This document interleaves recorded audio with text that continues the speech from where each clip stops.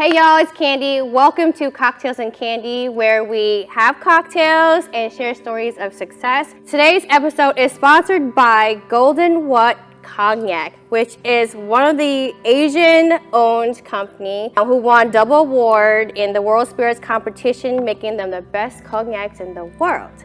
And I'm sharing it today with my special guest, Harry Tran, but he's also called your Chi Wiz, so he's our Chi Wiz. Hi, Harry. Thank you so much for coming on the show. But before we get started, I actually want you to try out the cognac and let me know what you think of it. It smells good. Very strong. We're gonna get drunk. Tasty. We're getting lit.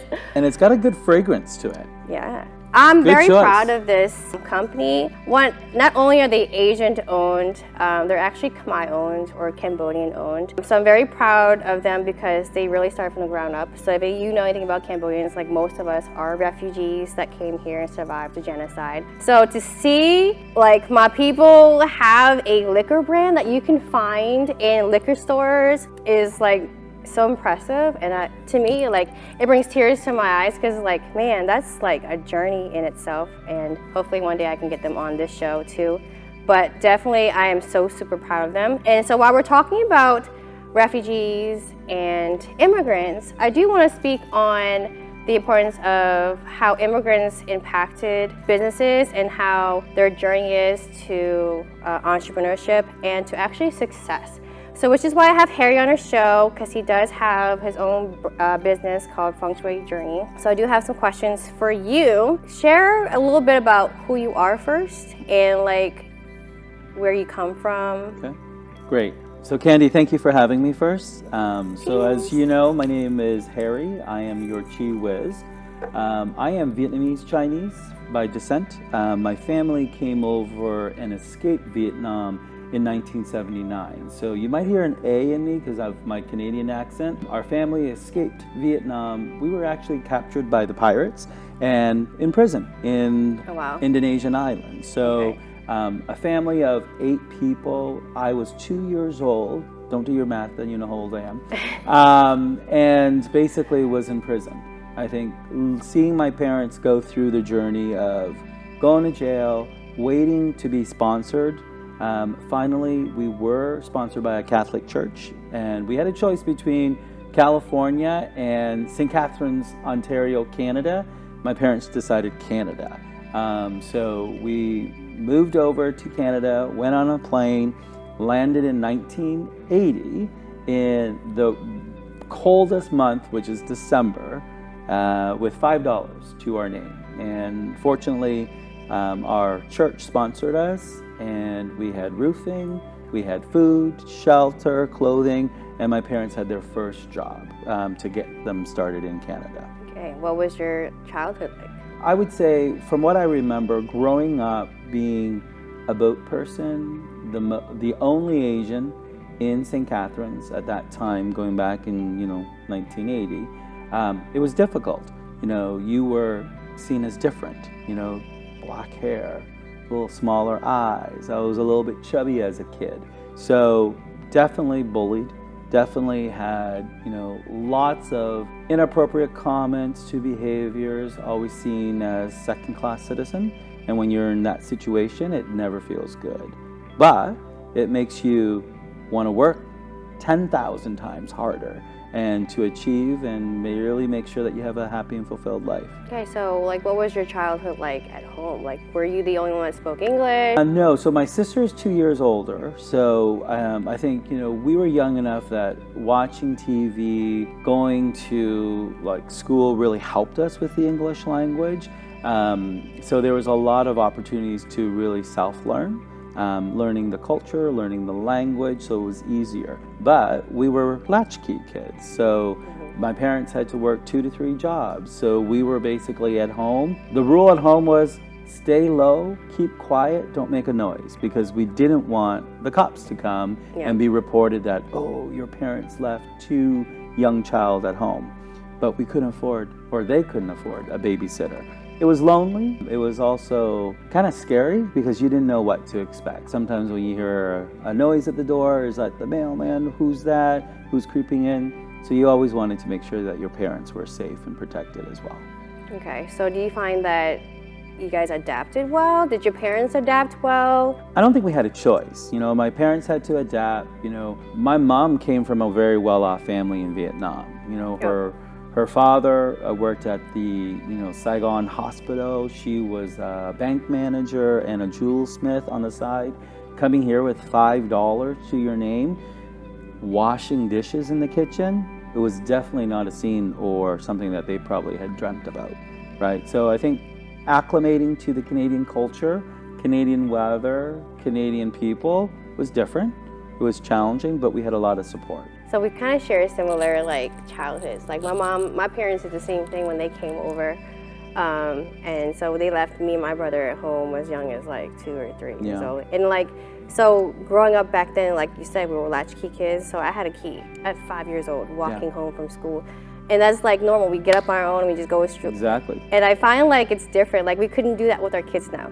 We couldn't give them a key, because they lose them. Yeah. No, we get beat for losing our keys. Correct. So I feel back then it was a little bit different, I think. Do you feel your parents relied on you a lot? Most definitely. And I think there's just a little bit of a different role you play depending on the circumstance, and being at home trying to take care of yourself. I think other kids our age, they had nannies. They had people taking care of themselves, making them great meals. Instant noodle until this day. I love my instant noodle, and I think the gene's gone down to my daughter. She loves instant noodle, but I grew up on instant noodle. Yeah, with a fried egg, right? So we learned how to use the stove. We learned how to cook very early. So it was survival of the fittest, no matter where you are, on an island or in an apartment with 4 walls. Do you find that affected your parenting? It definitely has. I would say there's a couple of things that have influenced me as a father. One is my childhood. I always want to make sure my kids have the best that they can, right? So I work hard. I leverage Feng Shui as we get into it to really manifest and really connect myself with the environment and the energy that's around, to ensure that I can have everything for my wife and kids. Because I robbed the cradle. I married somebody who was 9 years younger, and I want to make sure that I'm leaving a good legacy. When I say legacy, it's not just brand, it's the comfort, the prosperity, the opportunity that they could be who they are. So you find coming from immigrants, because you weren't born here. Yeah. But as immigrants, you find that it's we're pushed more, we're hungrier than to be as successful, or feeling you need to prove something? I think it's a combination of both. Internally, I would probably say I always needed to prove something to somebody, whether it be to my teacher in school, my parents. You had to create a brand for yourself, right? So that's the internal chi. I always want to make sure that you're the best that you can. And then secondarily to that is just really making sure that you are able to work hard to beat out all the people who have looked down on you, or who said that you were a failure, who said that you wouldn't make it as a Feng Shui person, what the heck are you doing, etc. And looking back at it and seeing the rewards, seeing the accolades, seeing my clients' reviews and success, that's what keeps me going. I'm glad you talked about that, because I think failure is part of success. So when we get into Feng Shui, the idea, how did that start? I was a geek growing up, was really... I feel most Asians are geeks, right? That's a whole stereotype that people oh, you guys are nerds or geeks or whatever, okay? Yeah, I was... You I was trying to dispel stereotypes, but hey. But it was I was on the honor roll, I did everything. My counselor got me accepted into university early. So that's one thing I would highly not recommend. I think it changed, that moment was pivotal. It changed my life. I grew up really quick at a young age, uncomfortable in my own skin, right? And it was because I was proving something for somebody and for the school to allow the first kid to go to university early. I didn't fit in. I didn't have Frosh Week. I didn't have a group of friends that I connected with. I was still doing high school, going to university at the same time, and trying to figure out who I am at that age as well, too. So there was a lot of stress. There was a lot of expectation put on you. It just makes it very difficult to grow up in that climate. It sounds like your journey was pretty lonely. Yes, it was lonely. After not going to law school because my parents wanted me to be a lawyer. I actually went to Typical Asian. Yes, lawyer, doctor, Lawyer, doctor, right? IT. Exactly. I don't think even IT was even a consideration. It was like being a lawyer, lawyer, a doctor. A doctor is just the title, right? Yeah. So I decided to go to France. And this, to answer your earlier question, I took a self-discovery journey to France. I had an uncle who lived in Toulouse. He took on me for about a couple of months because I was finding myself. I got mixed up into probably some badass behavior. I grew from being a brainiac, smart-ass kid to being the rebel who turned to, unfortunately, drugs and night clubbing, raving. Like, that was my life at that time because I didn't want to do the things that my parents wanted me to do. Yeah. So the exploratory journey to Toulouse gave me an opportunity to meet somebody that would have changed my life that I didn't even know about. So I was sitting in a Vietnamese pho restaurant in Paris. An older woman came up to me, Asian woman, said, "Can I sit with you?" I'm like, "Sure, I'm by myself, like, come join me." And she's like, "You have a fascinating face. I want to tell you everything about you." So she read my face, then she read my palm, then she told me about my energy. She told me two things that no one would have known, not even my parents. What? Tell me more, right? And she taught me energy, she taught me everything about the psychic world, about a little bit about Feng Shui, palm reading and all that. I was fascinated. And I'm like, how can a stranger know so much about me in a very few minutes? So it caught my interest. While I was there, I did decide that I was going to go back to St. Catherine's and then pursue an HR degree, right? So your Chi Wiz is my side job. It's my passion, but I work for a head of HR for a crypto company. That's what pays the bills for me. This is about enlightening, my passion about helping people. So that journey itself really allowed me to change my life. And it took me a while. When I came back from Paris, I didn't change right away. You know, I continued with the path. And it was in HR school where I still remember to this day, the counselor there said, "You are the worst HR student I've ever had in my class." And hearing that was hurtful, but it was always in the back of my head. I still remember his name. I can see his face right now, and I say I'm doing everything I can to prove him wrong. I think I have. I don't know if he's still alive, but for me, it's personal satisfaction to know that you were looked down upon. We all have our low moments. We need encouragement. We need enlightenment. We need people to be our mentors, not people to push us down, insult us, and make us feel like we're nothing. And I think that attitude has been pivotal for me to really do my best in everything that I do in school, in HR, and in what I do for my clients when it comes to Feng Shui. He's probably like, this Asian kid is supposed to be the smartest one here. How is he the worst student? Yeah. That's actually really funny. And you know, and part of the entrepreneur journey is something I've learned myself, is that you will definitely hear people say, "What are you doing? Like, why are you doing that when you have HR?" And I was a nurse for 18 years. You know, like, people were like, "Why are you quitting that job to pursue something that has out of the box?" So Feng Shui is totally out of the box. Like, out of the box. You know what I'm saying? And like, for us, not only is it a business aspect of it, but as Asians, like, so you spoke on being a rebel, and I'm also considered a rebel as well. I feel like as culturally, that really affects our growth as adults. And so we kind of like become rebellious and do things that maybe isn't like the best thing to do, right? You know, you turn into, you party and you drink and you just like, life is a mess. But I think that is obviously because of our upbringing, right? So, but at the same time, I feel like being rebellious has brought us to where we are now. So do you find that negativity has actually motivated you versus like, you're like, I don't want to be like this person because he did it to me. But I feel like it also motivated you because it did for me. It's a strong push. Like, the negative energy makes you want to work harder and harder, right? To prove yourself and to prove to others. But I also believe that we as humans will always go through a journey of ups and downs. And it's how you understand that journey and turn the corner to make a negative interaction situation become a positive, and you'll learn from it. It's hard to do, easier to say, but if I work with my clients and understanding what is driving the negative, toxic energy, whether it be between relationship, between their connection to their space, I can get to the root of what is the issue and try to help influence that change. Okay, so now that we understand like why you got into Feng Shui, can you kind of tell the audience like what is Feng Shui?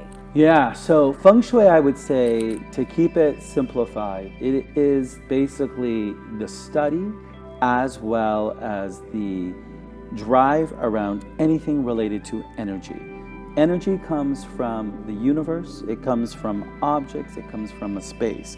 Depending on what that energy is, in Feng Shui, we will either enhance that energy if it's positive, or we would decrease the negative energy through other influences. So it's really the connection of you and your space, you and your intentions. And my tagline is, wanting to make sure that people can really live out their dreams and make their dreams into reality, right? And it sounds cliche, but when you start to manifest, when you start to put intentions and you know the why behind what you do, that's the biggest motivator. I wake up excited. There's this concept of vision board. Whatever's in front of you is your future. Whatever is behind you is your past.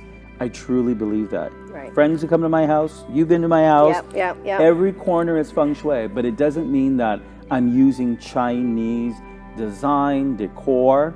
You can if you want, if that's your, cup of tea, but there's other things that you could use to really drive the energy and life force. Right, so I really want to clarify that you don't have to be Asian to do Hell Feng Shui, no. right? Yeah, I would say 80% of my clientele are non-Asians. Oh wow, that's amazing. Right. That's and amazing. You're breaking. Yeah, the ones that are Asian that do Feng Shui with me, it's through referral because it worked for them. They're like, oh, okay, we should try it. Or they've been doing it wrong. There's a concept I call this fast food Feng Shui. Fast food Feng Shui. Which is basically, which you I did Google, the other day. you Google on the internet, it's like, my house is facing north. What color should my door be? Right. It's like where when I put should the kitchen bell, be? when I got the bell from you, because I was like, oh, you got a bell. And I also got the evil eye on your door. Yes. So I bought one, I put it on my door. Because man, Monica had been at my house and I got hit by a cue ball. And he had a whole concussion. So I'm like, I need to put that evil eye on my door. So I really love that. And I know that's fast food Feng Shui, but. Yeah. And that's my role, is to really diagnose everybody's space and really making sure that the applications we put into your home or into your office is something that you are comfortable with. I'll never put anything that I want in your home because you have to relate to it. You need to resonate with the chair. You need to resonate with the color of the wall or artwork or even paintings. So do you like the setup? Because I get the whole white and gold thing. Well, white and gold is my theme color, I know. You hit it on the spot, right? Hit it on the spot. That's awesome. I'm really super proud of you for standing up against rebelling. What did your parents say when you said, I want to do this? Did they support you or did they?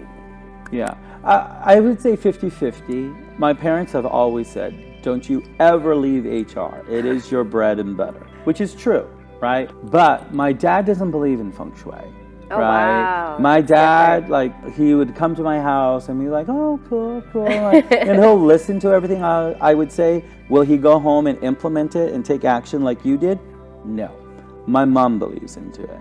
And I think my mom's own personal journey has also helped her understand that the power of energy in the universe is really strong, right? And when you manifest things, when you pray to whatever God you believe in, right, there's an element that will come to play.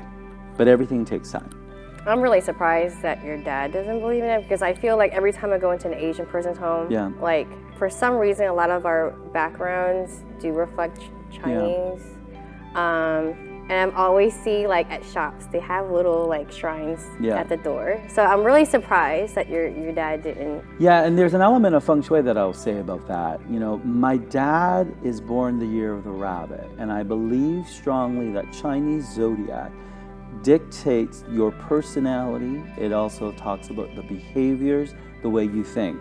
In Feng Shui, it's a concept called the Ba Zi, which is the 4 pillars of destiny. Once I know your date of birth and including the time you were born, I literally can be able to tell you everything about you, right? And also kind of talk about your future, predictions for luck, auspiciousness, etc.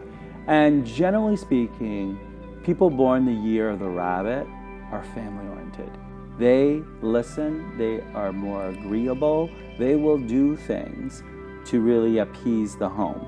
And if I look at my dad's personal life, he was a school teacher in the military, he's been to jail, he has a dislike for the way he had to grow up, and it matches with a rabbit. So everything that he does has always been to protect myself, my sister, my mom. So like, you do everything for your family, and that's a rabbit, right? So he's not going to voice, oh, I believe in it, or I support you, or I don't believe in it. He will just listen, sit back, and just watch me do it. I kind of feel like that's also a part of like Asian culture to not really vocally support their kids. And I feel like that kind of hinders us, especially if we're growing up in like North America. I feel like in American culture, voicing like, oh, we love you, I support you, like it's something that I felt like I needed and that we didn't get that from our Asian parents. Like our Asian parents, they support us in different ways. They're strict. They're strict, but it's silent, right? I feel like that also affects who we are today. Correct. Do you find that a validation that you need from your dad? Did you feel that way, that you need it? Yeah, I think I get the validation from my dad through silence, right? And through celebration of success. But are you okay wins. with that? Are you okay with that, or? I think it's different now because now that he sees what I have, what I've done with my life, I'm okay with it. Growing up, I was not okay. I still remember that one drive to work with my mom, and I always complained to my mom, I don't have the relationship that I have with my dad. Why do my other friends go fishing with their dad? They go play soccer with their dad. Dad is never there for me. And my mom asked me a very good question. If your dad asked you to go fishing, would you go? I'm like, hell no. Like, I wouldn't go fishing. But, so her point was basically, you're not that connected to your dad, right? So it takes two in a relationship. Okay. And, you know, the validation, he doesn't say no to me, right? So I know that whatever I do, being an HR person, whatever I choose, he's always going to be there to support me. What if somebody wants to go on this path, very similar, like you said, you're still in HR and you're starting your business and it's doing really, really well. What advice would you give someone that wants to leave or planning to leave or maybe doing what you're doing? Yeah, that's a good question. I would say, you know, understand your purpose and understand the why. Like, I know why I'm doing Feng Shui. It serves a certain purpose for my life, and also it makes me happy. Money always will make everybody happy, but it is also the root of evil, right? So I always talk to my clients, like, you know, clients who come and say, Harry, help me get rich. I'm like, I can't help you get rich, but I can help you plan to get rich, right? But just because you have more money, it doesn't mean that you're more happy with your relationship, with you, yourself, etc., right? And in this day and age, you know, coming out of COVID, you know, self-love, mental health and well-being is crucial. We are in period 9 Feng Shui, and that means the energy is really shifting between the 5-element theory into what we transition from period 8 into period 9. You're going to see different industries thrive. You're going to see a shift in energy because we're in the fire element, right? Everything is going to be more fast. Everything is going to be complicated. Everything is going to be non-stop, right? Some people will fit with that. Some people won't fit with that, right? So there's just opportunities for you as an entrepreneur to really sit down and really reflect, why do you want to do what you want to do, right? Even though my why, I am very clear with it, I can't leave my HR job because I also love that too, right? I grew up with 20-something years of HR and doing Feng Shui on the side. The only reason why I do Feng Shui is because I know it works. And it helps people. Yep. This is your other way of helping people. I think Correct. that's something that you love doing too. HR, I help people in a different way. Yeah. Feng Shui, I help people in a different way. Facts, So, facts. yeah. So if someone wanted to, integrate Feng Shui into life, like what tips would you share with someone? Yeah, so I think the first tip is really understanding what do you want to leverage Feng Shui for? What is the true intention? Is it to be healthier, to be happier, to be more prosperous, to have a very fulfilling life career? I always say, don't be greedy. Start with a few things, because once you hit those few things, all the other things come into play. In the concept of Feng Shui, there's something called a Bagua. The Bagua has 9 quadrants. We always want to manifest, we always want to elevate and fix every 9 quadrant. Okay. It's unrealistic that all of it will be fixed. But when you fix two or three other quadrants will naturally flow with it, right? So really think about why you want to do Feng Shui. And then hire an expert, right? A lot of people would say, I'm not saying that to boost my own business, but I do have clients who, once I go to their house, they're like, well, I Googled that and I painted my house blue because they said I needed blue. I'm like, there's so many things. Feng Shui is complicated, We look at your date of birth, we look at cardinal directions, we look at 5-element theory, we look at Ningguo. Like, there's things that I could spew out that the internet will tell you in bits and pieces. Our job as practitioners is to map it all out together, right? Friends who come to my house, they was like, every time I go to your house, it looks different. Yeah, your house is beautiful. Thank you. Your house is so beautiful. I absolutely love, some people think simplicity is, I just love how you decorate your home. It feels so beautiful, but it's homely. The energy in your home is amazing, which really inspired me to do Feng Shui. Yeah. But where can people find you if they want to book a consultation with you? Yeah. So I always do a self-discovery conversation, 30 minutes. So you can email me, harry@fengshuijourney.com. You can follow me on all of my Instagram, TikTok, Facebook. You're at your Chi Wiz. Yeah, your Chi Wiz. Yeah. So message me there. We'll start with a consultation. Really diagnose why you want to do it. It's a free consultation. Yeah. Why you want to do Feng Shui. And then based on your story or your journey, there are many different things that we could consider. Not everybody has to do Feng Shui their home right away. Right, but you don't just do home, you do businesses too. No, I do home, I do business. We also do intention setting through vision board.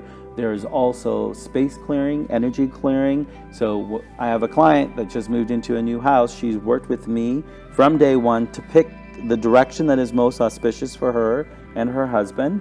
Then we look at the day that you move in. Once you get the keys, what do you need to do from a Feng Shui perspective?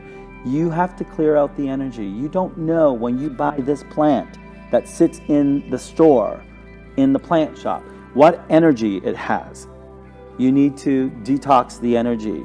This chair that we've been sitting on, whatever you bought at a sofa, when you buy a new house. Flowers? Exactly. There are negative energy. I still remember when we built our house and we went to do beautiful hands touched it. We went through a walkthrough and we saw some panties, right? In the tub. I'm like, oh, gross. So before we moved in there, we had to clear out the energy. So space clearing is very important. Like everything we do in Feng Shui is energy. If you're building your home, we could consult with you. Maybe you could help us place everything in the most auspicious way. And I feel like that's another way you could, Consultation for a home, business, building a home, buying a home, selling a home. There's everything that you, in your life, experience could be Feng Shui. I only drive a certain car color because of the compatibility of that color. Is it white? Yeah. Okay. So it depends. My car's white and gold too. There you go. There you go. So. Okay. How can someone find their why? Wow, that is a explosive, complicated question. I'll wear 2 hats when I answer this. As an HR practitioner, really understanding your DNA through personality assessments, really understanding how you show up to the world, how people perceive you, how you like to be recognized, how you communicate. will get you down to the why. There's also a concept in, energy, the study of energy, called your ikigai, right? What that is basically your why, understanding your drivers, understanding what motivates you, understanding your destination, right? If we know what you want to do in 5 or 10 years, everything that we do from now to that 5 and 10 year mark allows us to manifest, set the appropriate intentions, appropriate Feng Shui remedies and cures to really get you to that journey, right? So Feng Shui would rely on your Chinese zodiac animal, because every year the zodiac animal is different. The element is different. So through the Bazi, when you do a Bazi analysis with me, I can actually tell you your luck pillar. So if you want to start a new business, I will say, like, Candy, probably not a great year, but if you wait 3 more years, you're into your luck pillars. 3 more years. I'm making that up. Right? What I'm doing today and what I've been doing over the last 6, 7 years is because I'm in my 10-year luck pillar right now. I've got 3 more years to be explosive. Right? Everybody has a 10-year luck pillar. Based on when you were born, some people are born into luck right away. Some people wait until they're 30. 1982. Before they get into their luck. Everybody's luck pillar is different, right? So having that understanding, your makeup, your DNA, your Chinese zodiac animals, the elements that surround you really can help you get to your why. Well, thank you so much for coming on Cocktails and Candy. Thank you. I really appreciate you for being here. I appreciate you having me and just being a great supporter to Asians, entrepreneurs, and anybody who is looking for a change in their life. Thank you.